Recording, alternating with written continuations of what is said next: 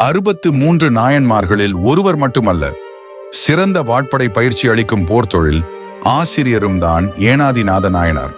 சோழ நாட்டின் எய்னனூரில் பிறந்த இவர் வாழ் பயிற்சி அளித்து வாழ்ந்தார். அவரின் வருமானம் அனைத்தும் சிவனடியார்களை உபசரிக்க பயன்படுத்தப்பட்டது. வாழ் பயிற்சி அளித்து வந்த அவரது உறவினன் அதிசூரன் அவரிடம் பொறாமை கொண்டு அவருடன் போர் புரிந்து தன் திறமையை வெளிப்படுத்த நினைத்தான். ஆனால் அந்த போரில் அவன் தோற்று ஓடினான். பின்னர் அவன், நாம் இருவர் மட்டும் நாளை வேறொரு இடத்தில் போர் புரியலாம் என்றான். திருநீறு தாங்கிய நெற்றியினரை ஏனாதிநாதர் எங்கும் கொல்ல மாட்டார் என்று அறிந்த அதிசூரன் முன்பு பூசாத திருநீற்றை நெற்றி முழுவதும் பூசி வாளும் கேடகமும் ஏந்தி வந்தான். ஏனாதிநாதரை அணுகும் வரை தன் நெற்றியை கேடயத்தால் மறைத்துக் கொண்டான்.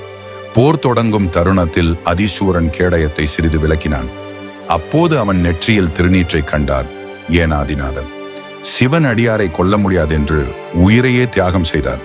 அந்த நேரம் பரமசிவன் அவர் முன் தோன்றி அவரை தம்முடைய திருவடியிலே சேர்த்தருளினார்.